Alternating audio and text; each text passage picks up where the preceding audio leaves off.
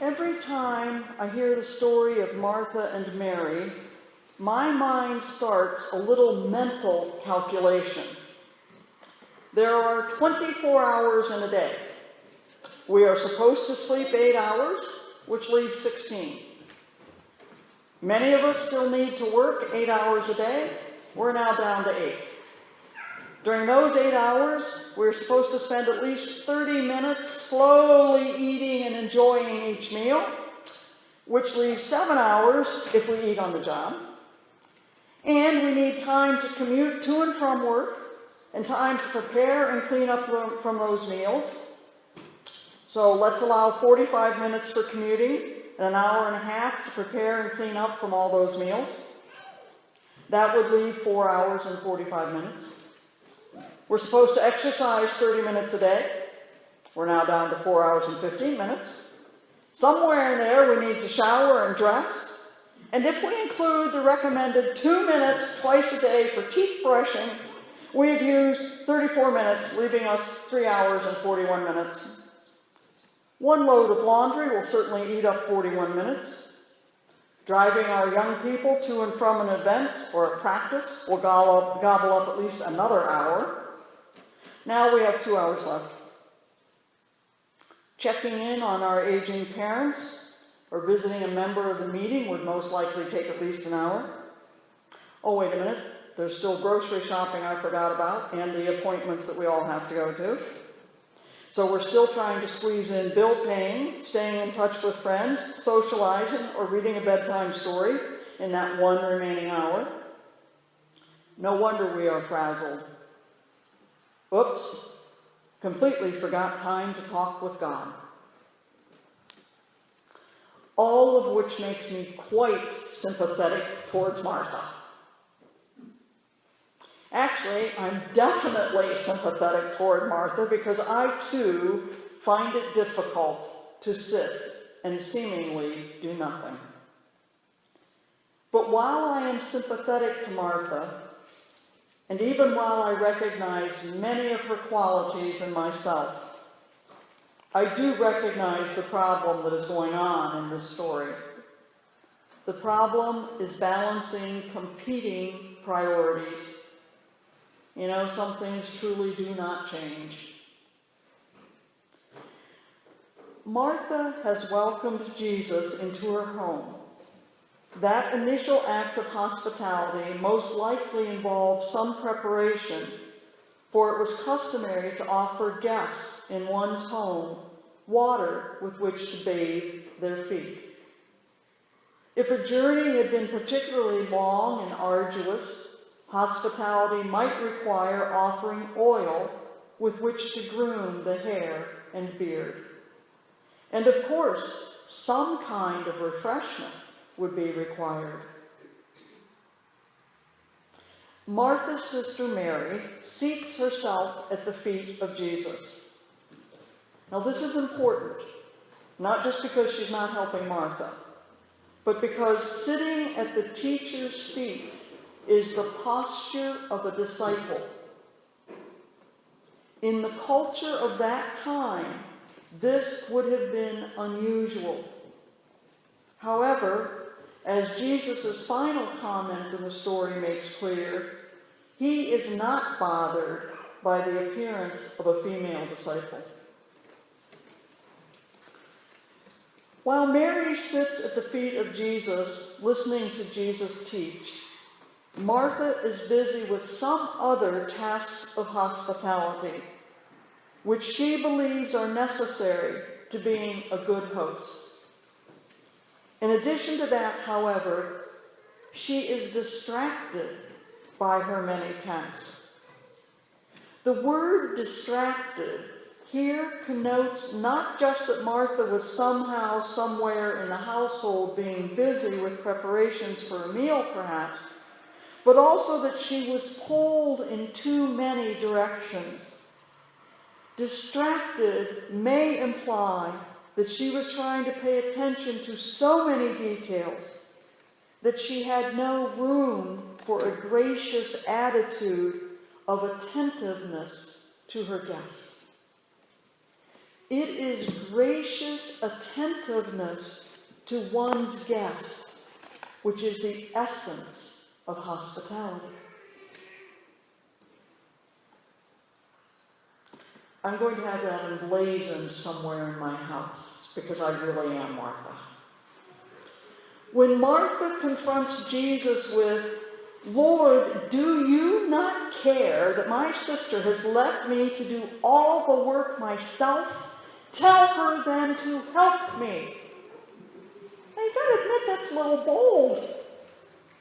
For she has now crossed the boundary from being annoyed with Mary, perhaps even rightfully so in Martha's perception, but she's now crossed the line to involving a guest in her home in a family squabble or dispute. I have a feeling this didn't start the day that Jesus showed up at the house. She has interrupted Jesus to ask him to correct her sister. This is probably not a hospitable thing to do, for it puts Jesus on the spot and embarrasses Mary.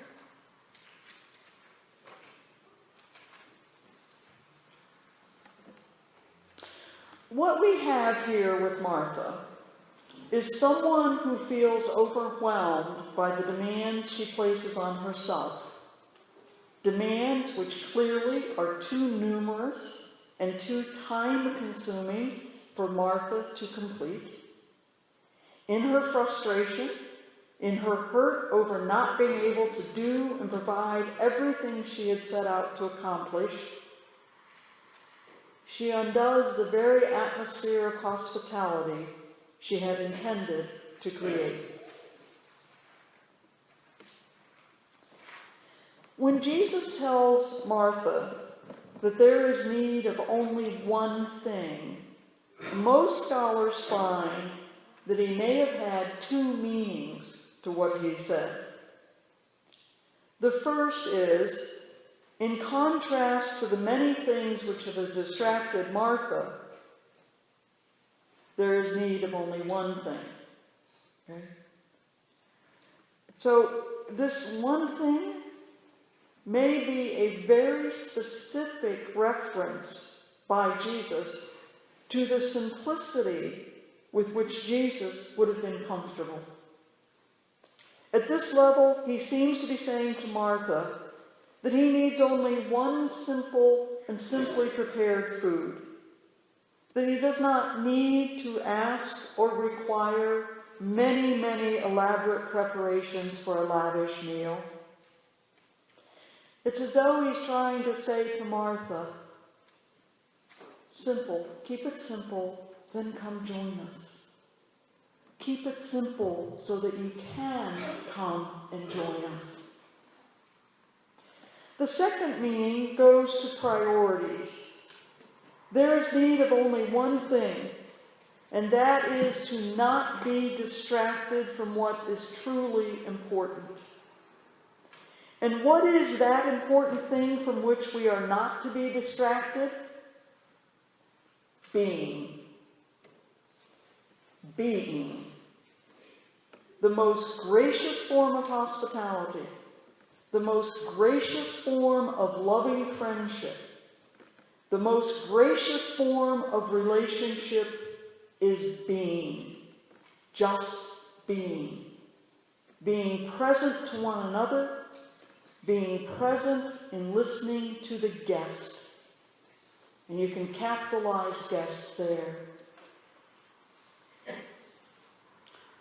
Mary's better part is not idleness over work. Mary's better part is not devotion to Jesus over devotion to duty. Mary's better part is not choosing Jesus over choosing her sister. Mary's better part is the hospitality of being present to the guest.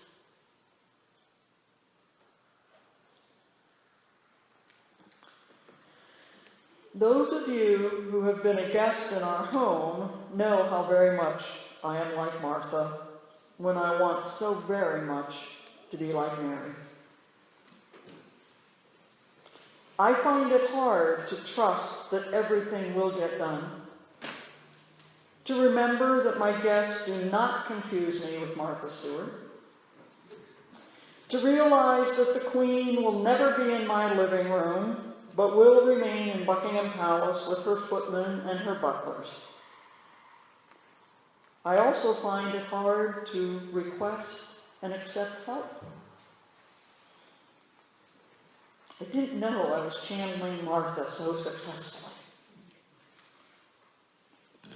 When our GEB pup Baltic turned 1 year old, we asked a friend if we could hold a little puppy play date at her house to celebrate Baltic's birthday, because her yard is fenced and ours is not.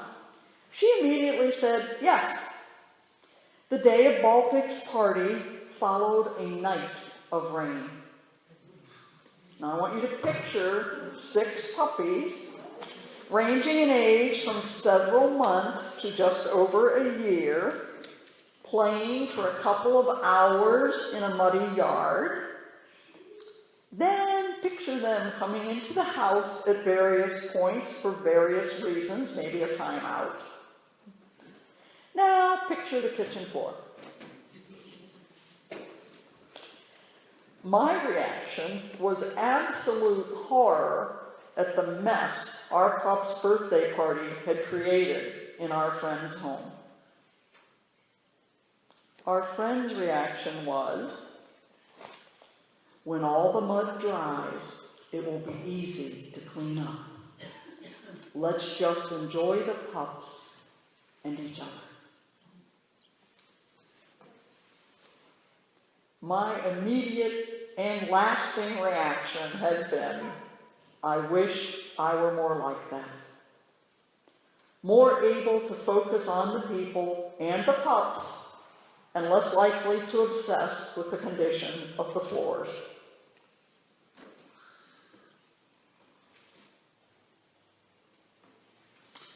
When Jesus says that Mary has chosen the better part and it will not be taken from her, some scholars suggest that that is actually a confluence of 2 separate statements, and that the thing he's referring to that shall not be taken from Mary is her discipleship. That it may not be as closely tied to the idea of sitting there and not helping Martha as we have generally tied it. And this, of course, would be one more example of how Jesus was inclusive. He does not tell Mary, you are a woman, therefore you cannot sit at the feet of the teacher. He's still telling us that. Jesus, the light, the inward teacher, the Christ of God, still comes to us seeking our hospitality. And though the demands on our time and attention are so very great, we still must choose if we will be Martha and allow ourselves to become so distracted that we ignore the guest, or if we will be Mary and allow ourselves to enjoy the Lord's company by listening to what he has to say. In reality, I think most of us find ourselves somewhere between the 2 extremes that Martha and Mary represent in this story. There is always much that needs to be done. And we live in a time that is shockingly busy and filled with demands. I am old enough to remember that when certain appliances became affordable, they were promised as labor-saving and time-saving devices. I'd like to know what happened to all that time.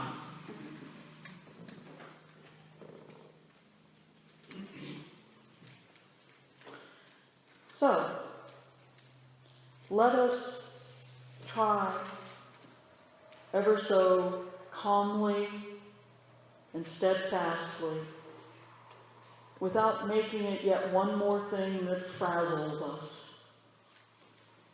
Let us try to find that time to listen. Let us pray that we may learn the importance of being and the proper balance of doing.